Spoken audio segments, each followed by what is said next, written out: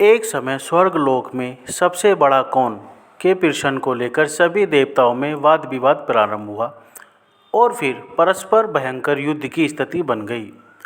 सभी देवता देवराज इंद्र के पास पहुँचे और बोले, हे देवराज, आपको निर्णय करना होगा कि 9 ग्रहों में सबसे बड़ा कौन है। देवताओं का प्रश्न सुनकर देवराज इंद्र उलझन में पड़ गए और कुछ देर सोचकर बोले, हे देवगणों, मैं इस प्रश्न का उत्तर देने में असमर्थ हूँ। पृथ्वी लोक में उज्जैनी नगरी में राजा विक्रमदत्त का राज्य है।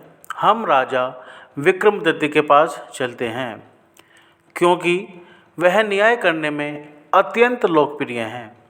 उनके सिंहासन में अवश्य ही कोई जादू है कि उस पर बैठकर राजा विक्रमदत्त दूध का दूध और पानी का पानी अलग करने का न्याय करते हैं।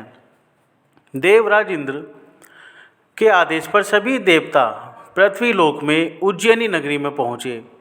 देवताओं के आगमन का समाचार सुनकर स्वयं राजा विक्रमदत्त ने उनका स्वागत किया। महल में पहुंचकर जब देवताओं ने उनसे अपना प्रश्न पूछा तो राजा विक्रमदत्त भी कुछ देर के लिए परेशान हो उठे, क्योंकि सभी देवता अपनी अपनी शक्तियों के कारण महान शक्तिशाली थे। किसी को भी छोटा या बड़ा कह देने से उनके क्रोध के प्रकोप से भयंकर हानि पहुंच सकती थी। तभी राजा विक्रमदत्त को एक उपाय सूझा और उन्होंने विभिन्न धातुओं श्रवण, रजत, कांसा, तांबा, सीसा, रांगा, जस्ता, अभ्रक व लोहे के 9 आसन बनवाए। धातुओं के गुणों के अनुसार सभी आसन को एक दूसरे के पीछे रखवाकर उन्होंने देवताओं को अपने अपने सिंहासन पर बैठने को कहा। सभी देवताओं के बैठने के बाद राजा विक्रमदत्त ने कहा, आपका निर्णय तो स्वयं हो गया। जो सबसे पहले सिंहासन पर विराजमान है वही सबसे बड़ा है। राजा विक्रमदत्त के निर्णय को सुनकर शनि देवता ने सबसे पीछे आसन पर बैठने के कारण अपने को छोटा जानकर क्रोधित होकर कहा, राजन, तुमने मुझे सबसे पीछे बैठाकर मेरा अपमान किया है। तुम मेरी शक्तियों से परिचित नहीं हो। मैं तुम्हारा सर्वनाश कर दूंगा। सूर्य एक राशि पर 1 महीने, चंद्रमा 2.25 दिन, मंगल 1.5 महीने, बुध और शुक्र 1 महीने, बृहस्पति 13 महीने रहता है, लेकिन मैं किसी राशि पर 7.5 वर्ष रहता हूँ। बड़े बड़े देवताओं को मैंने अपने प्रकोप से पीड़ित किया है। राम को 7.5 के कारण ही वन में जाकर रहना पड़ा और रावण को 7.5 के कारण ही युद्ध में मृत्यु का शिकार बनना पड़ा। उसके वंश का सर्वनाश हो गया। राजा, अब तू भी मेरे प्रकोप से नहीं बच सकेगा। राजा विक्रमदत्त शनि देवता के प्रकोप से थोड़ा भयभीत तो हुए, लेकिन उन्होंने मन में विचार किया, मेरे भाग्य में जो लिखा होगा उससे ज़्यादा वही तो होगा, ज़्यादा से ज़्यादा वही तो होगा। फिर शनि के प्रकोप से भयभीत होने की आवश्यकता क्या है। उसके बाद अन्य ग्रहों के देवता तो प्रसन्नता के साथ वहाँ से चले गए, लेकिन शनिदेव बड़े क्रोध के साथ वहाँ से विदा हुए। राजा विक्रमदत्त पहले की तरह ही न्याय करते रहे। उनके राज्य में सभी स्त्री पुरुष बहुत आनंद से जीवन यापन कर रहे थे। कुछ दिन ऐसे ही बीत गए। उधर शनि देवता अपने अपमान को भूल नहीं सके थे।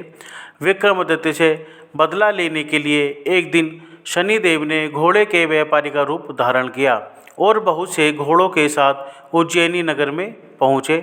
राजा विक्रमदत्त ने राज्य में किसी घोड़े के व्यापारी के आने का समाचार सुना तो अपने अश्वपाल को कुछ घोड़े खरीदने के लिए भेजा। अश्वपाल ने वहां जाकर घोड़ों को देखा तो बहुत खुश हुआ, लेकिन घोड़ों का मूल्य सुनकर उसे बहुत हैरानी हुई। घोड़े बहुत कीमती थे।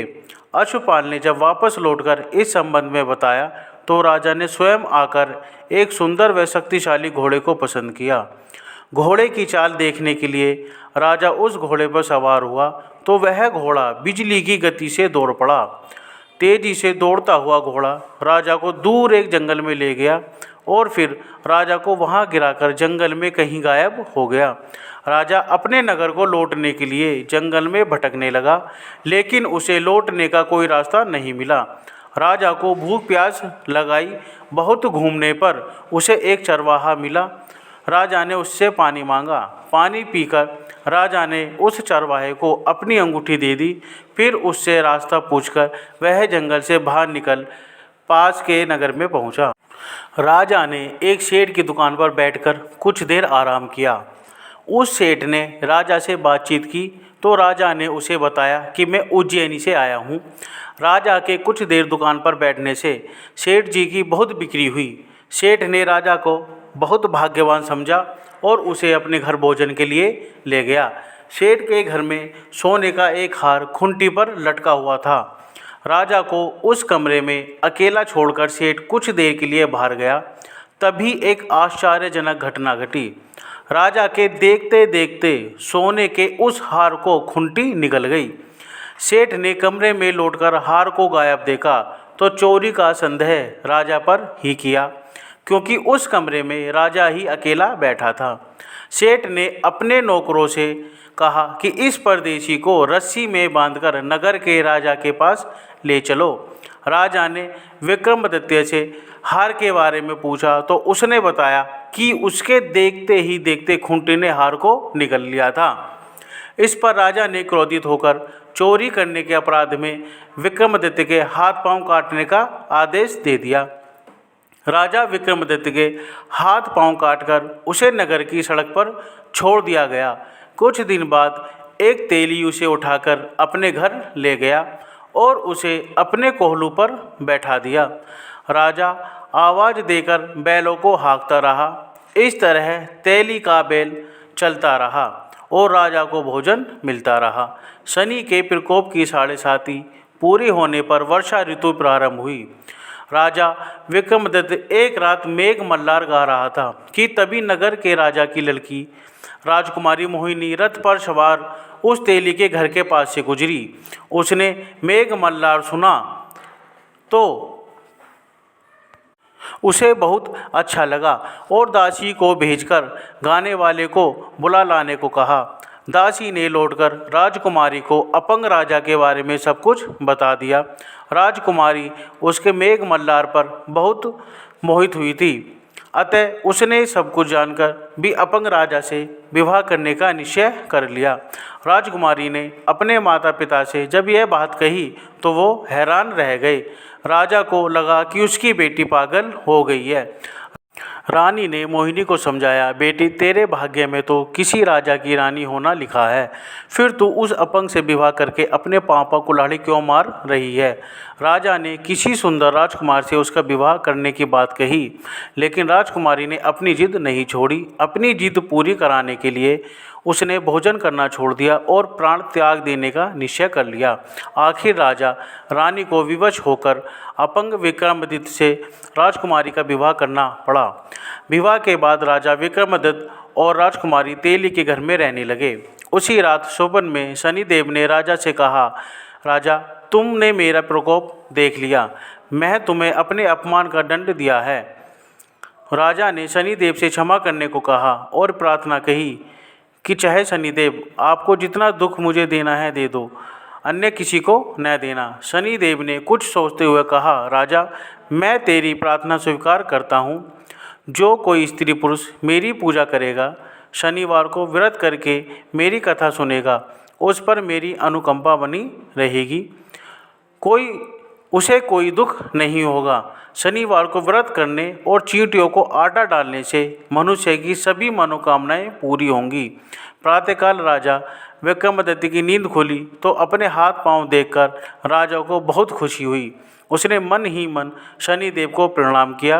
राजकुमारी भी राजा के हाथ पांव सही सलामत देखकर आश्चर्य में डूब गई। तब राजा विक्रमादित्य ने अपना परिचय देते हुए शनिदेव के प्रकोप की सारी कहानी सुनाई। सेठ को जब इस बात का पता चला तो दौड़ता हुआ तेली के घर पहुंचा और राजा के चरणों में गिरकर क्षमा मांगने लगा। राजा ने उसे क्षमा कर दिया, क्योंकि यह सब तो शनिदेव के प्रकोप के कारण हुआ था। सेठ राजा को अपने घर ले गया और उसे भोजन कराया। भोजन कराते समय एक आश्चर्यजनक घटना घटी। सबके देखते देखते उस खूंटी ने वह हार उगल दिया। सेठ जी ने अपनी बेटी का विवाह भी राजा के साथ कर दिया और बहू से स्वर्ण आभूषण देकर आदि राजा को विदा किया। राजा विक्रमादित्य राजकुमारी मोहिनी और सेठ की बेटी के साथ उज्जैनी पहुँचे तो नगरवासियों ने हर्ष से उनका स्वागत किया। उस रात उज्जैनी नगरी में दीप जलाकर लोगों ने दिवाली मनाई। अगले दिन राजा विक्रमादित्य ने पूरे राज्य में घोषणा करवाई, शनि देव सब देवों में सर्वश्रेष्ठ हैं। प्रत्येक स्त्री पुरुष शनिवार को उनका व्रत करे और व्रत कथा अवश्य सुने। राजा विक्रमादित्य की घोषणा से शनिदेव बहुत प्रसन्न हुए। शनिवार का व्रत करने से और कथा सुनने के कारण सभी लोगों की मनोकामनाएं शनिदेव की अनुकंपा से पूरी होने लगीं। सभी लोग आनंदपूर्वक रहने लगे।